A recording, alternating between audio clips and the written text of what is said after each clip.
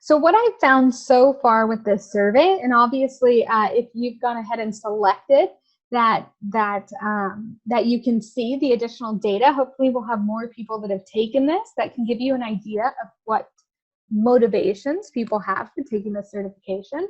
So you can see here with the 5 people that have been surveyed so far, 100% are taking it to advance their career. So this is where it becomes really important that you have a certification that can translate to people across different organizations, which is one reason why the belts have been so successful. It's a very clear process. It's very clear what you're saying when you're a green belt. Now, because there's a lot of consultants out there, there is a wide variety, and we'll talk about that. The other thing here on the survey that we can see is that improved processes is our second most popular item, is that people actually want to improve processes, which is exciting because that means you want to practically apply the tools. Yay! And then our third most popular one is add another certification to our resume.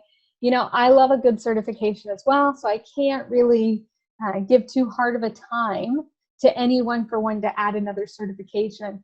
Though Lean Six Sigma is definitely an expensive investment, so it's really important that you get the right value for that investment that you're looking for. So the first question that I would ask is, what level of training or certification do you want to achieve? This can be important because sometimes there's bundles available if you want to jump straight to black belt or green belt.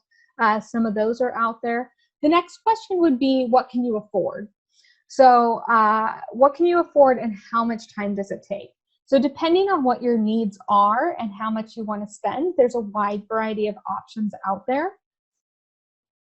And we'll take a look at what those costs are so you can get an idea of maybe what level of training is right for you based on how much it costs to get there.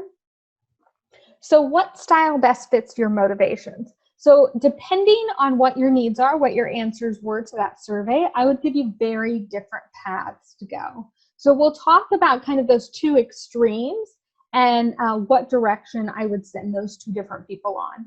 And then fifth is going to be, do you need to grow your network? As someone that's reinvented myself, I would say several times, and maybe reinvent isn't the right word, but I have switched industries, I have pursued my dreams, I have moved between different industries and positions quite fluidly. So I appreciate the importance of having a solid network and reaching out to that network to ask questions.